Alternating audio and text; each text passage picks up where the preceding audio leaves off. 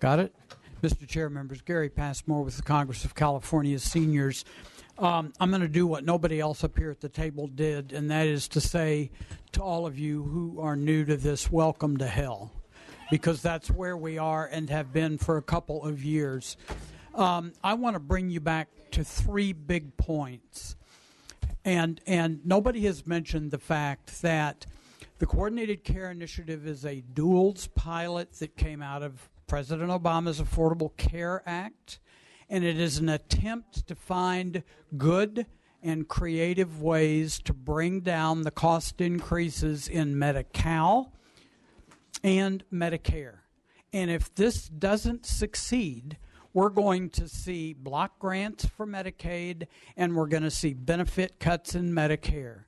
And so we need to invest ourselves in fixing this because the alternatives are horrible. Could I ask you to please conclude your remarks? Sure. The second quick point I want to make is much of what you've heard today is about the challenge of transition. In 5 to 7 years, most Medi-Cal adults will have already been in managed care and the plans they're going to shift to when they go into Medicare. And we'll be focusing, I hope, on quality and coordination and not screw-ups in trying to move people from one system to another. Thank you. Mr. Chair and members of the committee, I'm Fred Main, representing CalPACE, the programs for the all-inclusive care for the elderly. I think all of the members present have an active PACE program in their districts. PACE is an option under the CCI, and we believe that we're actually the model for how the Coordinated Care Initiative should work, using interdisciplinary teams for integrated care for frail elderly, 55 years or older. In the choice, however, there have been some challenges for PACE participants. It's our understanding that about 30 to 40% of the individuals who have made the choice of PACE on their forms, the PACE programs themselves have been unable to contact them because of wrong or incomplete information about the PACE or the person choosing PACE. We've requested that DHCS at times allow us the same access to the screening and would you make your final comment, please? Assessment tools, and we think that could make it much more viable option for the PACE participants or those that want to participate. So thank you for the hearing, and continue to look forward to working with you. Thank you. Thank you. Mr. Chair, members, Jolene Voris with the Urban Counties Caucus. We represent the 12 most populous counties in the state, and 7 of those counties are in the CCI. We've invested a lot in the infrastructure and outreach, and so we were concerned that the governor's budget mentioned unwinding the CCI. And I just want to note that we have had successes in the CCI. San Mateo County just finished their enrollment. They had 80% opt-in. That's because they had a really coordinated team coordination. They had the county staff at the health plan to help that coordination, to help them in social services or what have you. So while it's not perfect, we just really want to emphasize that we want to see it succeed because it has a big investment from our counties. In addition, we note concerns over the IHS MOE link in the governor's budget. That affects all 58 counties, not just the 7 CCI counties. And if that is unwound or changed or whatever the governor was thinking about, that could have a serious impact on counties' budgets and resources. So we would just raise that caution. Thank you. Thank you. Good afternoon, Chairman and members of the committee. My name is Eileen Coons. I am the current MSSP Site Association President, representing the 39 sites around California, including some that are here in the room today from Los Angeles, San Diego, Santa Clara, and other parts of the state that are not within CCI counties, but in most of the, I think it's 50 of the 58 counties actually have MSSP sites. I think my colleagues did a very good job of discussing what MSSP is. Hopefully you have a really good picture of the nursing home certifiable nature of the population, the frailty of the population, the vulnerability of the population. And I just want to implore you to think very carefully about the rushed nature of the transition of MSSP and the risk of this population, and the providers doing all we can day to day to ensure that they have access to medical care services, which very often they do not now. There's a huge disruption of care, and I asked one of my supervisors to put together a list of the types of issues that we're dealing with, and more it is dealing with helping people access their health care benefits, their medical care, not just the psychosocial things, not just the attendant care and things like that we've typically spent a lot of energy on. And so I ask you to really think very carefully about the request for 36-month extension. Thank you. Thank you. Mr. Chair and committee members, my name is Darren Dunaway from Human Services Association in Los Angeles County. An MSSP provider for the last 15 years. My sites, the clients that we serve are predominantly Spanish-speaking and are socially very unstable and need significant social reassurance and support. We have spent much of the last year helping clients navigate this very confusing and misleading process. My clients are afraid and look at CCI process as dismantling of a coordinating system that they set up in MSSP. Transitioning from MSSP sounds easy, but we're not transitioning a program, we're transitioning people. Frail clients with little social support. MSSP is written into this process as a cornerstone to the successful transition. Although referred to as a critical component and model, MSSP is the only piece of the puzzle that has no certainty.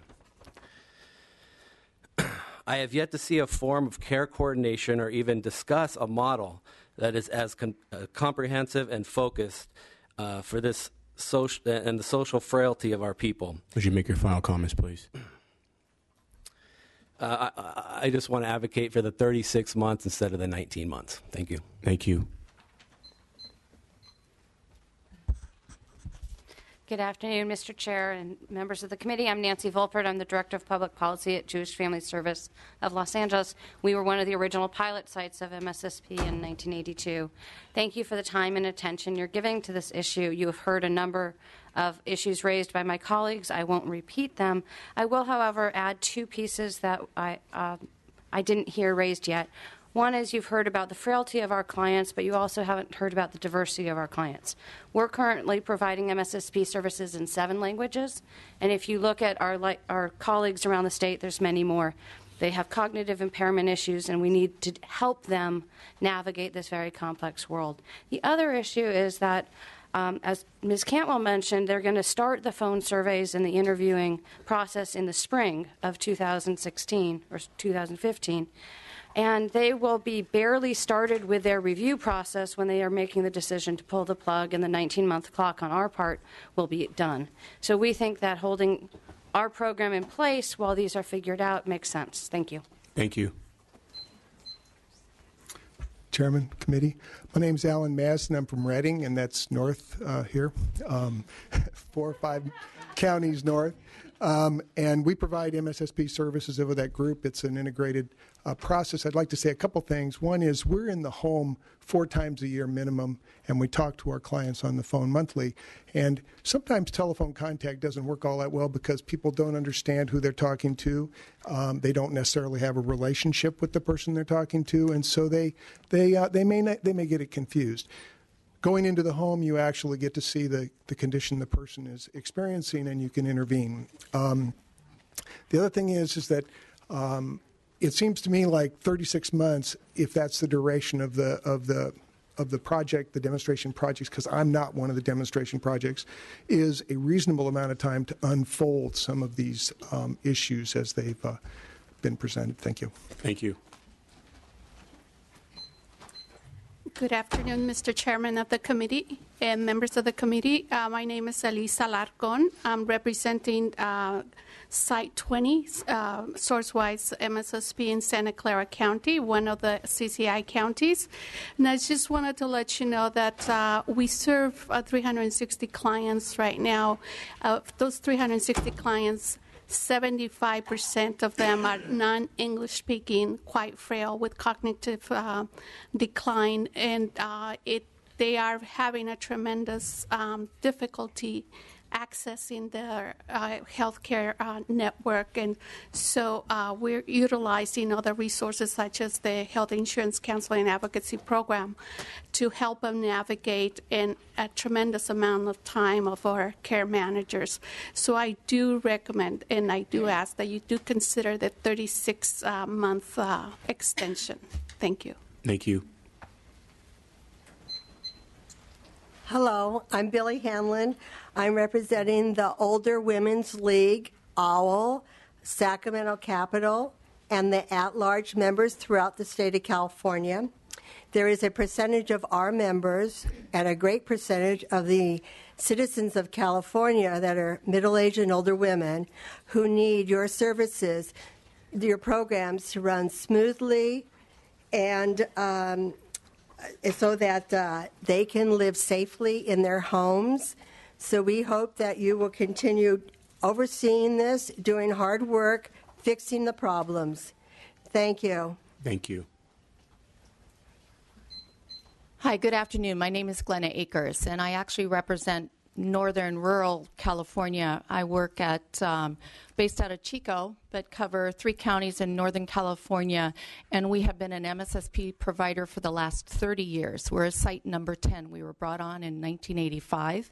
And one of the things I think is really appropriate for everybody to keep in mind is that in rural areas, home and community-based services, networks of care, social service programs in the last, I would say, 4 to 5 years have actually decreased, not increased.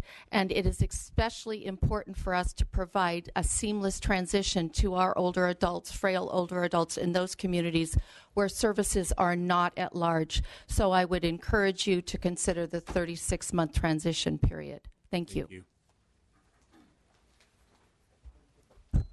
Hi, my name is Teresa Ogan. I manage the MSSP program that cover Sacramento, Yolo, and Placer counties. So I agree with my cohorts that have been ahead of me. And what I want to do is kind of narrow that scope a little bit for you. So I was part of a program at UC Davis that had been there for over 20 years. We transitioned our program to a nonprofit about 2.5 years ago. And that was not a seamless transition. It took a lot of effort and work with the community, with our partners, with medical providers to help our seniors be able to access the services that they had been receiving and to do that in a smooth way. And when I think about doing that as a statewide program, I really would encourage you to extend that to the 36 months to help to make that as seamless as possible. Thank you. Thank you.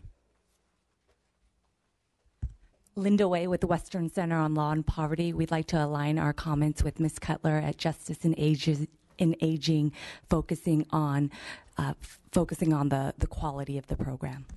Thank you. Good afternoon. My name is Hugo Romo. I'm here representing Partners in Care Foundation, a nonprofit. We operate 3 MSSP sites, 2 in LA County, CCI County, in South Central LA and the San Fernando Valley, and we operate 1 in Kern County, not being a CCA county. I'm not going to repeat everything that was said. All my colleagues said. I think they've done a terrific job of giving you a good background and understanding of what MSSP does. But I am going to add that much of the population that we serve, they're already dealing with health disparities.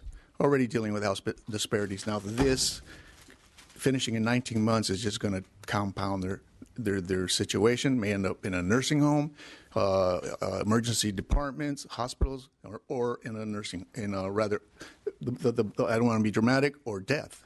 So please consider going from 19 months to 36. Please extend it. Consider that. Please do. Thank you. Chair and committee, thank you for your time. My name is Rachel Robison, and I'm the Executive Director for Community Care Management Corporation, which is a CBO in rural Northern California. We serve multiple populations of vulnerable persons in Lake Mendocino and Sonoma County, and there are no more, and some of our MSSP clients are our most vulnerable, and what we do is we provide social work and medical case management so they may remain living at their homes independently in safety and with their dignity intact. And I'm concerned that removing the level of care that MSSP currently provides through rushing through this transition, it's the trust and rapport through MSSP care management that really allows these folks to thrive. And by rushing this transition from 36 months to 19 months may really have a grave effect on these vulnerable persons. Thank you. Thank you. Hi. Good afternoon, Chair and Assembly members. Thank you for the opportunity to speak, and I will make it quick since we already talked. I will say... I told them that you gave me the report. I heard it wasn't said so nicely, but okay. Let the record reflect that I suggest that we always listen to our Women of the Year candidates. That's right. Woo! So since I'm Woman of the Year today, I'd like to take my position and say I didn't hear everything that was said today, but I'm sure that it aligns with what I talked to you about earlier. But the simplest fact is we need to maintain the integrity and the infrastructure of this program serving the most frail for the entirety of the demonstration. And that's the ask, and we thank you. Thank you. Nicole Wertelman on behalf of the Ventura County Board of Supervisors. We are also advocating for the extension of the transition of MSSP services from 19 to 36 months. Thank you. Thank you. Ms. Cantwell, I was curious, how do the patients and consumers get to give input in how CCI rolls out? Given all these bumps that we heard about, is there a process in place for consumers and patients to give input? Sure. So there have been a variety of avenues, but certainly we're open to if there are better ways to do that. As was mentioned, we do have our Ombuds program that is able to provide us with information directly from consumers.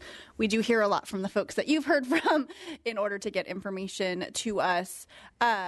We also, and this was. We do this before enrollment, so this isn't an ongoing thing, but certainly it's something we can explore. We've been doing what we call teletown halls, which essentially is an outbound call to individuals a couple of days ahead of the time and informs them that that we will be conducting this teletown hall, that they're scheduled for enrollment into this program, and if they are at home at this certain date and time in a couple of days, that we would be calling again if they wanted to participate. And we've done this every month of enrollment prior to enrollment, and have had thousands of people who have participated in this to be able to ask questions, provide input. And again, that was something that was done pre-enrollment, but certainly it's something we can continue to explore about how do we utilize that type of structure that we've at least found very beneficial to continue to get additional input post-enrollment. And my last question is, everyone has asked about, at least I should say several speakers have asked about 36 months. It seems like a reasonable request to have more time. Is that something that the administration would consider? I think certainly at some point in time, I think we would be willing to consider that. We, as was mentioned, the first county that's up for transition is San Mateo, and it's my understanding that the San Mateo MSSP site and the health plan are both in agreement that moving forward in October makes sense for that site and that plan. The next plans and sites would not be scheduled until next April. And so we think it's important to continue the process of trying to see if we can get to a place with the transition plans before just making the decision now to delay. But certainly we're open to continuing that conversation. But at this point in time, we think it's a little bit premature until we have more time to work through the weekly meetings that have been hosted in partnership with our Department of Aging, the health plans, and the sites in the counties that are being impacted, and see if we can work through the issues and the concerns that have been raised. The Woman of the Year and several advocates have asked for more time to make sure that quality of care does not get sacrificed during what seems like a tight timeline. So I would ask that you reflect that and consider that, and come back and update us on your consideration of extending the timeline. Okay. Thank you. Sure. We're going to move on to the next panel, community-based adult services oversight. We'll hear from Laurel Mildred, Ms. Cantwell, Ed Long, and we have representatives from finance and the LAO's office. If they'll be making presentations, we ask you to come forward. I'm following Nicole. So Ed, I think is supposed to be here.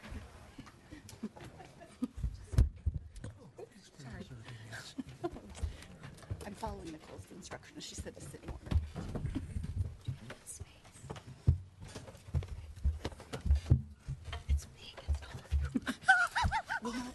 I know.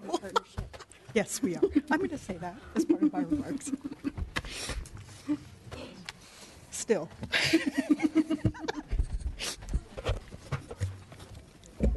Ms. Mildred? Yes. We're ready whenever you are. Thank you very much. Good afternoon, Mr. Chairman and members. I'm Laurel Mildred on behalf of the California Association for Adult Day Services.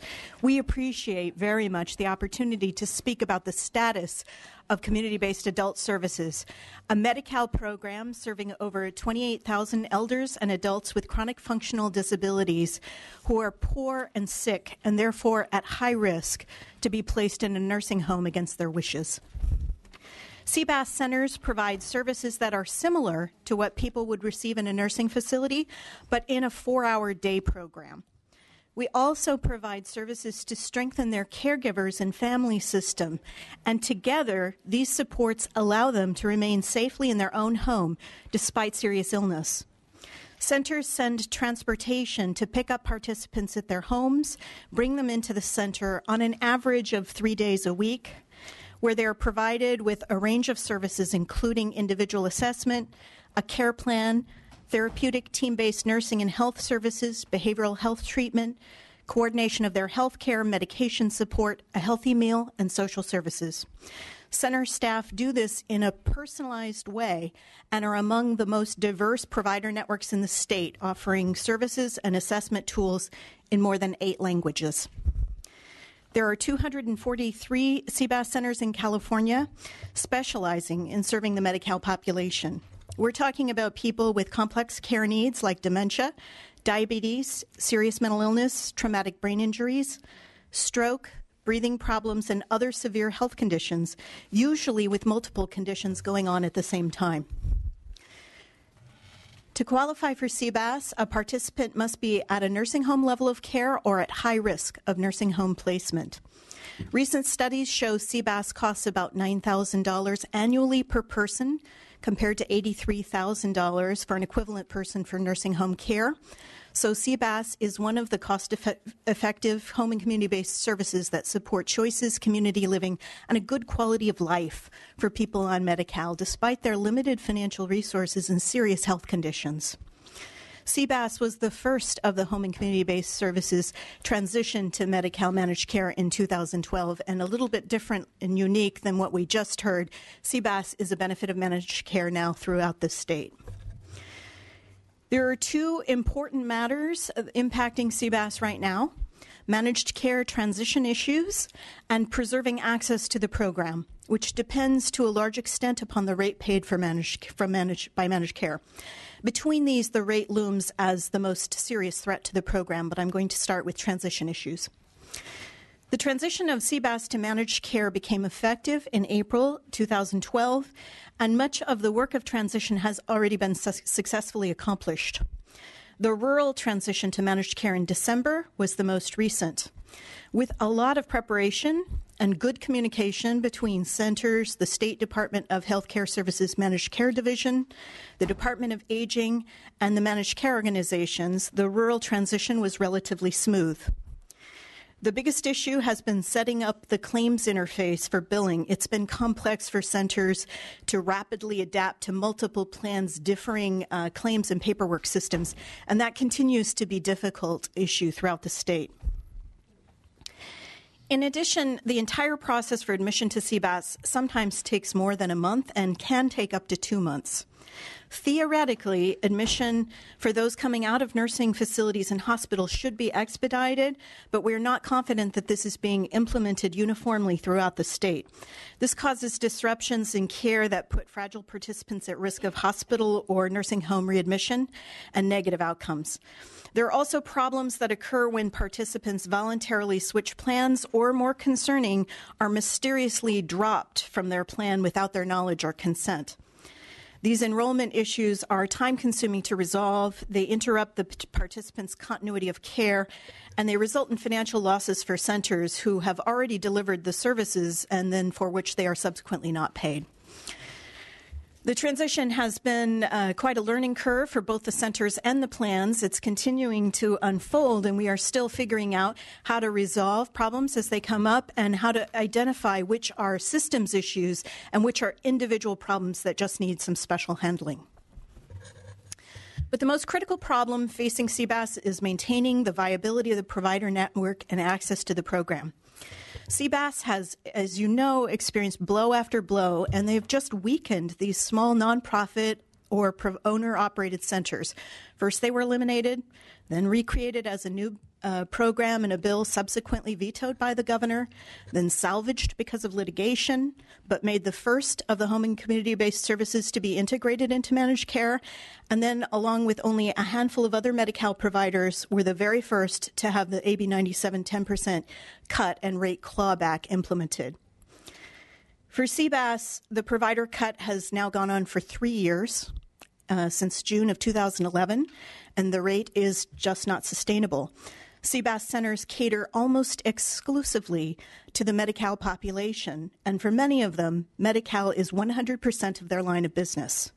The current reimbursement is equivalent to the rate that centers received for providing the same care 10 years ago. The state has made many assurances to the legislature that access to CBAS is being carefully monitored and exemptions are granted when needed. However, it has been our experience that this is the exception rather than the rule. In fact, 51 CBAS centers have already closed, over 17% of the provider network. In 2 counties, Sonoma and Stanislaus, all centers closed, and there is no access to CBAS in those counties any longer, and 32 counties have no centers at all. The remaining centers are hanging on by their teeth, waiting for relief from the 10% cut as they look at enduring a 4th year of the reduction. The real tragedy is for the elderly and infirm participants who lose access to the services they need to live their lives. We found that between 2011 and 2013, when we did a comprehensive analysis, almost 10,000 fewer people were able to access CBAS services. That's 26% of the entire program that has been wiped out, and centers continue to be at grave risk of closure. It is a huge endeavor, and it costs about $1 million to start up a new CBAS center. So the lost infrastructure is permanently weakening California's capacity to provide the Medi-Cal population with cost-effective choices besides nursing homes as they age and become frail and infirm. The state has not reported how many of the people who lost CBAS services ended up utilizing nursing home care instead. But if only 144 of them ended up in nursing homes, the annual cost would be greater than the annual cost to restore the 10% rate cut. We believe the money is much better spent stabilizing the CBAS network by rescinding the cut. Therefore, we will be seeking budget relief of the 10% cut, which we estimate at a general fund cost of about $12 million. We believe this is the most crucial and important priority for the program in the near term. Thank you. Thank you. Ms. Cantwell? There you go. All right. I was just checking with my colleague to see if he wanted to do an overview, but I think my colleague to my left did a great overview of what the program is. So a couple of things, and certainly happy to work with Ms. Mildred on the numbers. We have a little bit of different numbers, and I think it's just different time frames. So I just wanted to share the numbers that we have in terms of the number of facilities that have gone away since 2011. We have that at about 29 instead of 51, and so certainly we can make sure that we work on that. And just to give a little bit of additional background. So the program shifted from being called adult day health centers, which are the actual facilities, to the benefit being called community-based adult services. And that occurred in 2011. And through that process, what occurred, it was through a settlement. There was assessments done of all existing CBAS participants. And through that assessment process, and again, here's where our numbers may be a little different, and happy to work out that difference, about 5,000 participants who were previously receiving ADHD services were determined to be ineligible for CBAS services. So one of the questions that was asked of us was what happened to those 5,000 individuals, or it was said 10,000, but we were tracking the 5,000 individuals. First, they were all offered enhanced case management services to the degree that they needed that to get through the transition of the change from having this benefit to not having the benefit. And what we were able to track, and we are digging into the data a little bit deeper, is that 7% of the beneficiaries fell into a category of either no longer being Medi-Cal eligible, passing away, or potentially going into a skilled nursing facility. And so we're trying to drill down as to what portion of that 7% actually resulted in the nursing facility, as I know that was the committee's question, so we will get that to you as soon as we have it. In terms of monitoring and measuring access for CBAS services, that is something we do take very seriously. And as was mentioned, we have granted exceptions to the 10% rate cut when it appeared as though access would be compromised. Most recently, we did that in San Francisco County. The way that we analyze that is we actually look to see what is the available capacity across the CBAS centers in a specific geographic area, and to the degree that the loss of a center or however many centers could be at the potential for closing would result in there not being sufficient capacity across the remaining centers. That is the metric by which we judge whether there would be access would be compromised. We also continually monitor access, and so to the degree capacity decreases by 5% in any quarter, we look at that again in partnership with our colleagues at the Department of Aging to determine whether again there is an access concern that we need to be looking at. If in fact a closure happens, as was mentioned, about 96% of the individuals who are receiving CBAS services are in managed care plans. So we will work with the Department of Aging, our health plans, to make sure that those individuals can be transitioned to other centers that can absorb the services that are needed. Currently, we are looking at about a little close to 31,000 members receiving CBAS services, 30,736. That was as of December 2014. We also, across the state, and this is a statewide measure, obviously it's different based on locality, but about the available occupancy, as though it was a facility, is about 35% occupancy availability. So that means there is a capacity for 35% increase in the service if that was necessary. So we will continue to monitor that, and it is of concern to us. But the cases where we have made the determination that the 10% rate reduction was not within our authority to be exempted from was because we did see capacity across other centers. So with that, certainly happy to take questions or continue on. I don't know if you have anything you would like to add, Ed.